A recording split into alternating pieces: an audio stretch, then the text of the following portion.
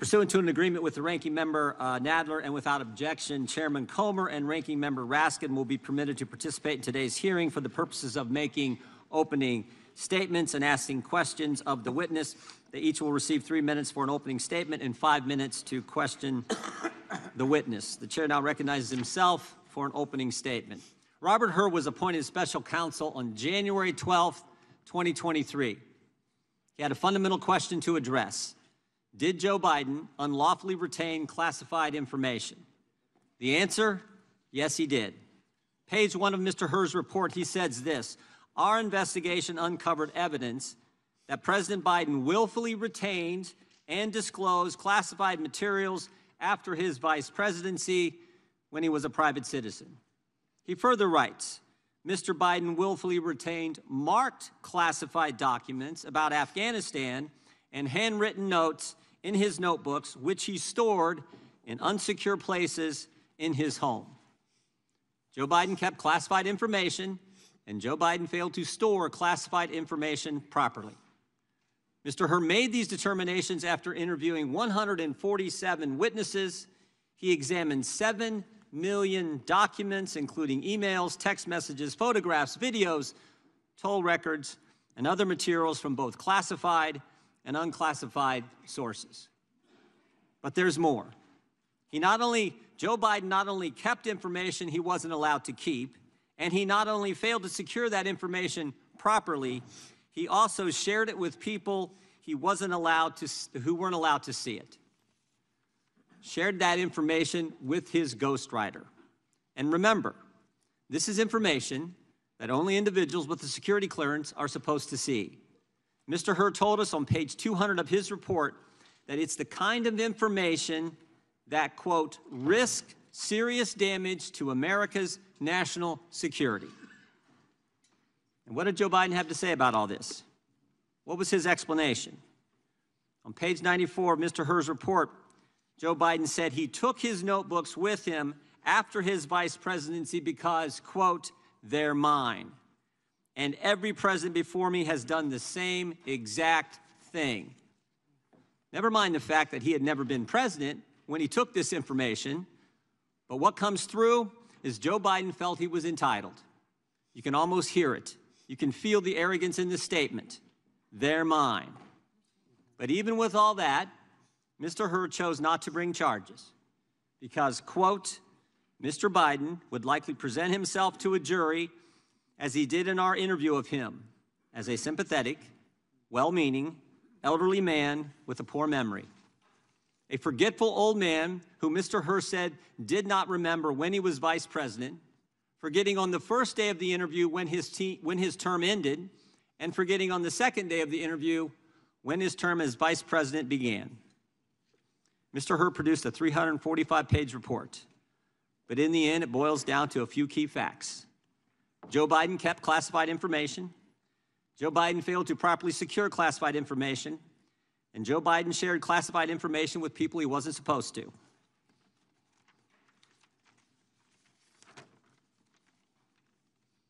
Joe Biden broke the law. But because he's a forgetful old man who would appear sympathetic to a jury, Mr. Hur chose not to bring charges. Mr. Hur, we think it's important that you be able to respond to President Biden's response to your report. So we're going to play a short video of President Biden's press conference after your report was released, because there's things in this press conference that the President of the United States says that are directly contradicted by what you found in your report. So if we could play that video. Hey, everybody. Good evening. Let me say a few things before I take your questions. As you know, the special counsel released his findings today about their look into my handling of classified documents. President Biden, something the special counsel said in his report is that one of the reasons you were not charged is because, in his description, you are a well-meaning elderly man with a poor memory. I'm well-meaning, and I'm an elderly man, and I know what the hell I'm doing. I've been president, and I put this country back on its feet. I don't need his recommendation. It's totally out. How bad is your memory, and can you continue as president? My memory is so bad I let you speak. That's Do you feel your memory has gotten worse, Mr. President? My memory is not good. My memory is fine. My memory, take a look at what I've done since I become president. None of you thought I could pass any of the things I got passed. How'd that happen? You know, I guess I just forgot what was going on. Mr. President. Voters have concerns about your age. How are you going to assuage them? And do you fear that this report is only going to fuel further concerns about your age? Only by some of you. Mr. President, for criminal liability today, do you take responsibility for at least being careless with classified material? I take responsibility for not having seen exactly what my staff was doing. It goes in and points out things that appeared in my garage, things that came out of my home, things that were moved not by me but my staff.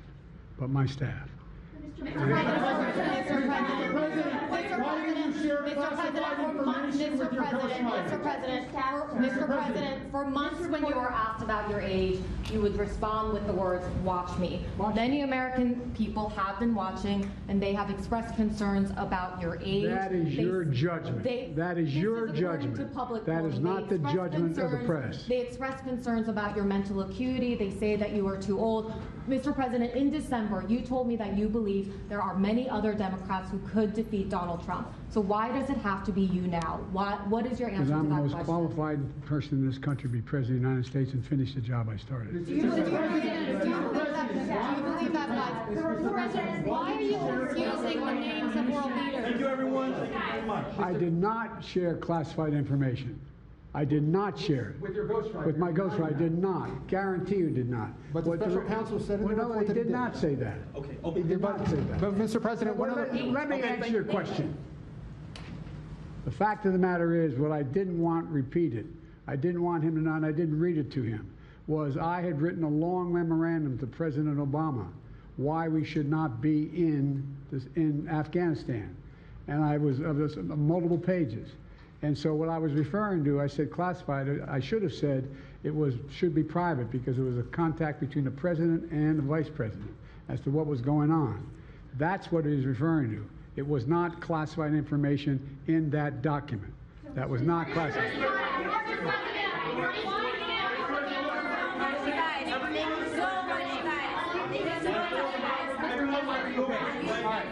He called on me. When you look back at this incident, is there anything you would do differently now? And do you think that a special prosecutor should have been appointed in the first place in both of these cases? First of all, what I would have done is oversee the transfer of the material that was in my office, in my offices. I should have done that. If I go back, I didn't have the responsibility to do that. That was my staff was supposed to do that, and they referenced that in the report. And my staff did not do it in the way that, for example, I didn't know how half the boxes got in my garage until I found out staff gathered them up, put them together, and took them to the garage in my home. And all the stuff that was in my home was in filing cabinets that were either locked or able to be locked. It was in my house. It wasn't out in, like in Mar-a-Lago, in a public place where, and none of it was high classified. Didn't have any of that red stuff on it. You know what I mean, around the corners? None of that. And so I wish I had paid more attention to how the documents were being moved and where. I thought they were being moved to the archives. I thought all of it was being moved. That's what I thought. Now, what was the last part of your question? Whether a special counsel should have been appointed in this case and in the case of your rival president, former president. I think a special counsel should have been appointed. And the reason I think a special counsel should have been appointed is because I did not want to be in a position that they looked at Trump and weren't going to look at me, just like they looked at the vice president. And the fact is they made a firm conclusion. I did not break the law, period. Thank you all very, very much.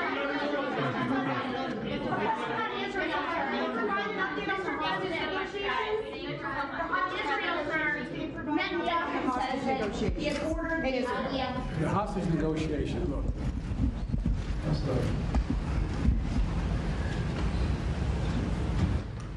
I'm of the view, as you know, that the conduct of the response